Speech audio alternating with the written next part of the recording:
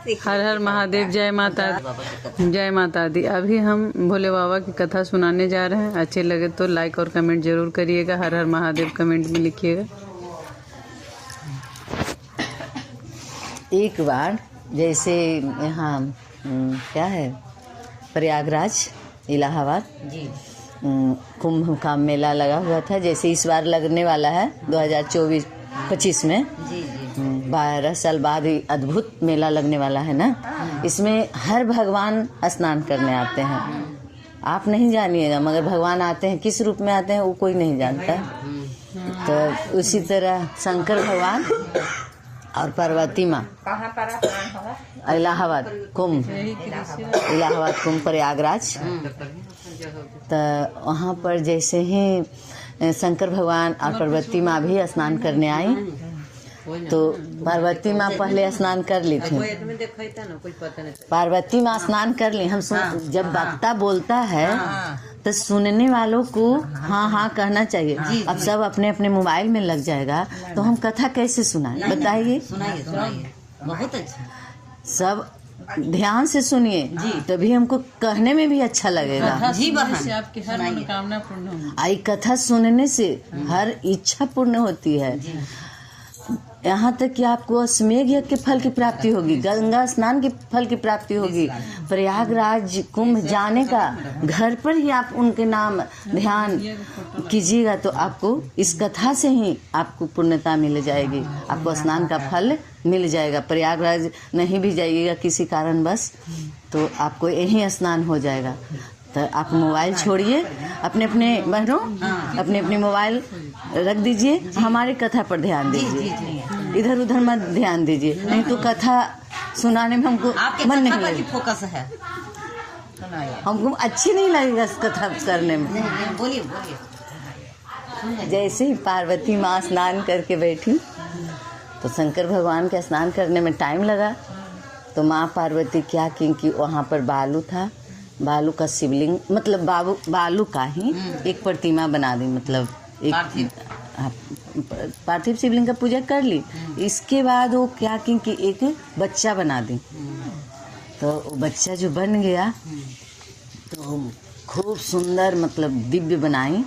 बस उसमें प्राण प्रतिष्ठा, प्राण डालना था। शंकर भगवान स्नान करके आए तो बोले, ए पार्वती आप ये क्या कर दी देवी,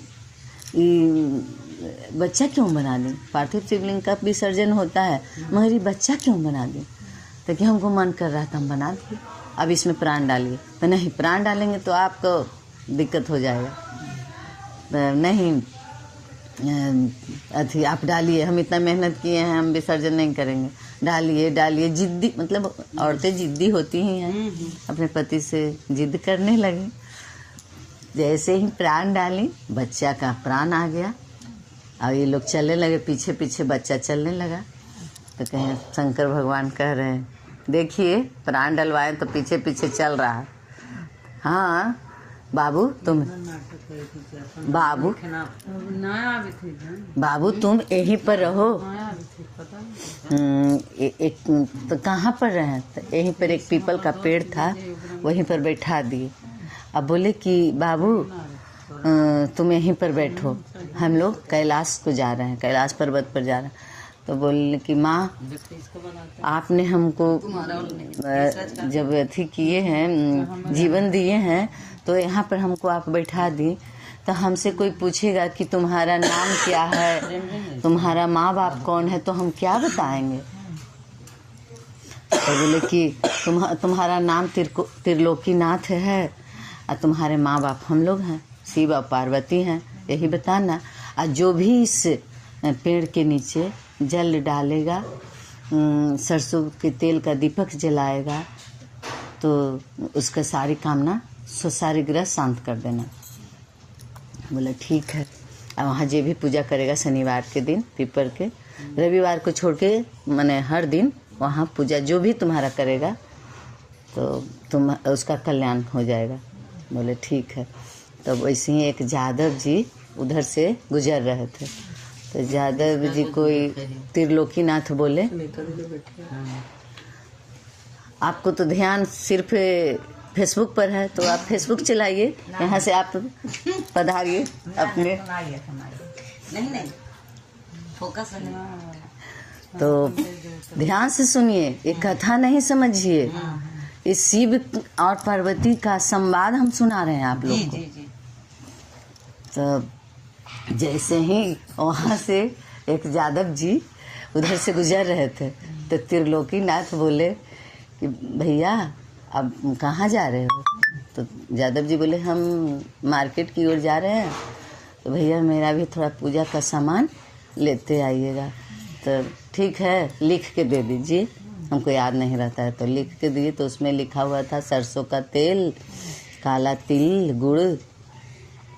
तो बोले कि अरे भैया कौन सा पूजा तुम करते हो, सरसों का तेल किस पूजा में यूज होता है? तो शनि भगवान का सरसों का तेल मिलता है। यहाँ पर पीपल का पेड़ है तो शनिदेव का पीपल का हम जलाएंगे ना सरसों का तेल। नवग्रह का पूजा भी सरसों का तेल से शांत होता है। सरसों का तेल साधारण तेल नहीं है, उसमें काला तिल डाल के हम पूजा करते हैं, गुड़ चढ़ाते हैं। तो ठीक है, सरसों का तेल हम क्या में लाएंगे? डिब्बा डुबी दीजिए। बोले कि अपना गमछिया के खुटवा में बांध लीजिएगा। ये पगला है क्या जी, गमछी के खुट्टा में हम सरसों के तेल कैसे लाएंगे? बोले लाइए ना, आ जाएगा। तो बोले ठीक है, ये बुड़बक है, हम ले लेंगे तेल, चटा देंगे, थोड़ा सा पैसा ले लेंगे, इससे भिंजा देंगे कोनमा, ऐसे हम अपना तेल का पैसा ले लेंगे, हमारा फायदा हो जाएगा। तो गए, यहाँ तो त्रिलोकीनाथ हैं और माँ पार्वती उनको दिए थे। तो वहाँ गए, जैसे ही दुकान में, तो बोले भैया इसमें सरसों का तेल थोड़ा सा भिंगा दो, ऐसे सटा दो कोनमा। इतना दूर भिंजा देगा तो हम बोलेंगे तेल गिर गया गमछी में से। अब देखो तेल से भिंजल है हमारा गमछी। जैसे उस सटाने लगा उसका सब तेल सूख गया सान सान सान। तो कहे अरे जादूगर पकड़ लिया, तो हमारा सारा तेल सुखा दिया। हम नहीं, वो जादूगर है जो हमको बोला है कि गमछी के खुट्टा में लाना। हमको जादूगर नहीं। तो बोला कि अरे कौन जादूगर है, गमछी के खुट्टा में कहीं तेल रखा था। जैसे आगे बढ़ा, ये हंसने लायक कहानी है, थोड़ा हंसी आ ही जाता है। हंसाएंगे तभी तो आपको कथा सुनने में मजा आएगा। तो फिर वो आगे गए दूसरी दुकान में कि यहाँ देखते हैं कि जादूगर है, या फिर देखते हैं कि गमछी में कि 1.25 किलो ही तेल बोले हैं त्रिलोकीनाथ। बोले कि मेरा नाम त्रिलोकीनाथ, कि 1.25 किलो इसमें 1.25 लीटर तेल डालिए गमछी के खुट्टा में।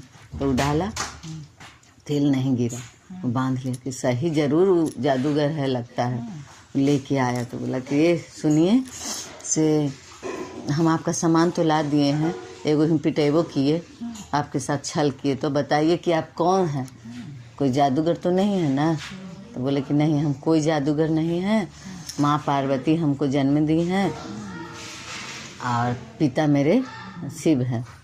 तो बोले ठीक है, तो आप जब भगवान हैं तो हम कैसे जाने कि आप भगवान हैं? आप मनुष्य रूप में हमसे बात कर रहे हैं। तो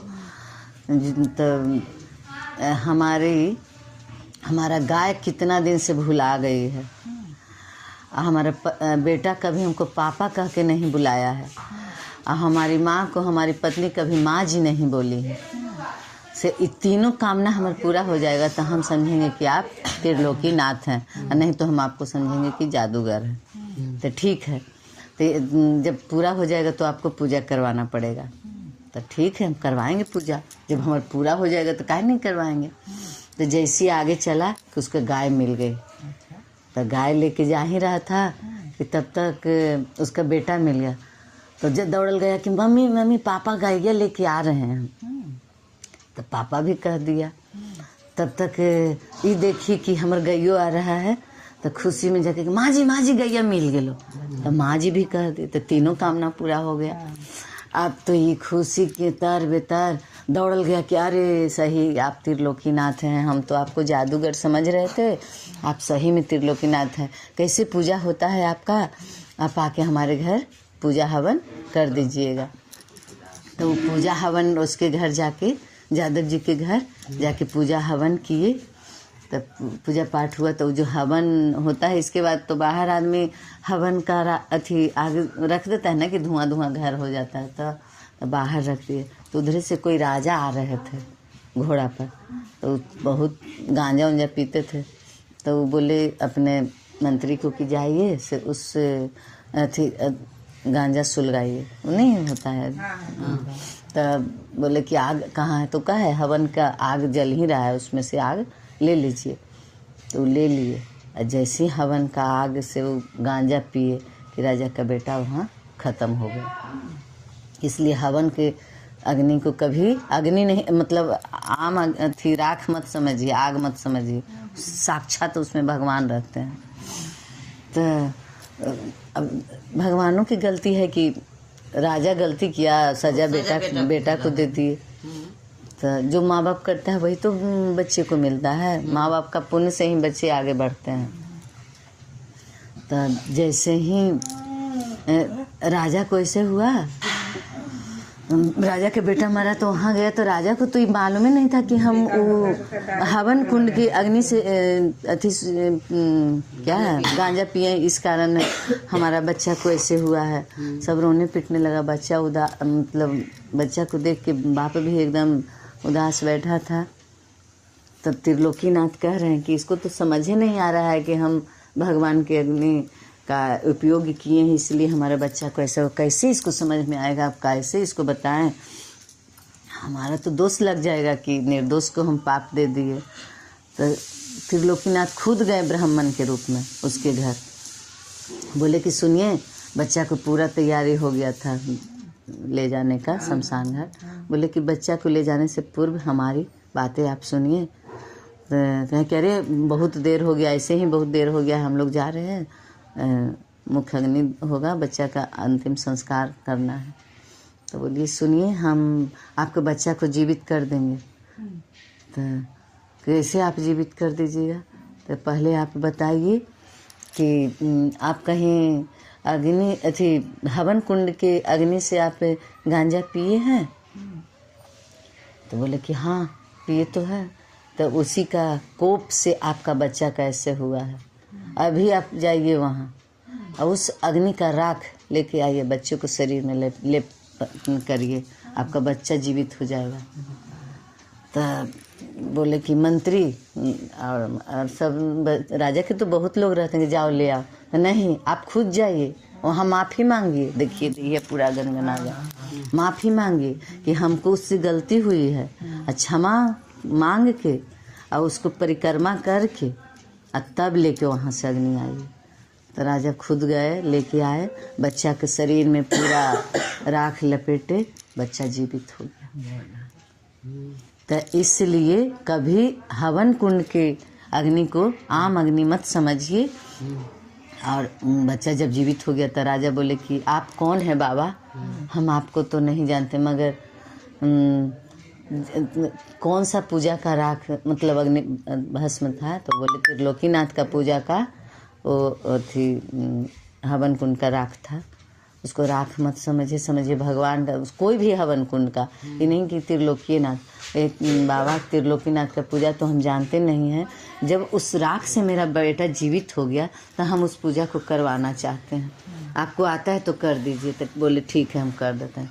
फिर राजा के घर में पूजा हुआ त्रिलोकीनाथ का। तो जैसे पूरा राजा थे तो पूरा ढिंढोरा पिटवा दिए कि आज हमारे घर त्रिलोकीनाथ का पूजा है, सब लोग हमारे घर में प्रसाद खाने आएगा, सब पूजा सुनने आएगा। तो एक अंधा था, एक लंगड़ा था। वो बोला कि सब लोग गया है, गांव जवार से सब कोई गया है, तो चलो ना। जब राजा के बेटा जीवित हो गया, जब अथी त्रिलोकीनाथ के राख से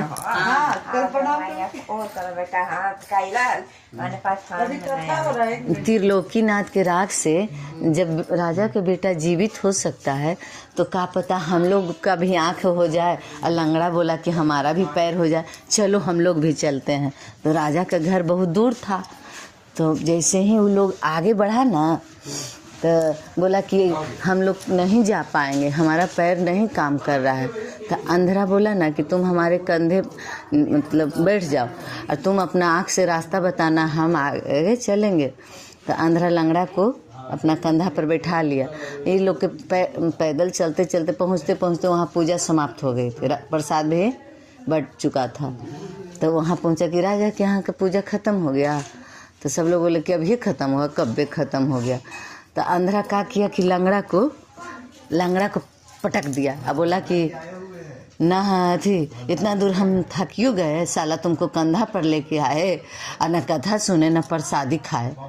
तो जैसी पटका ना तो अंधरा लंगड़ा खड़ा हो गया।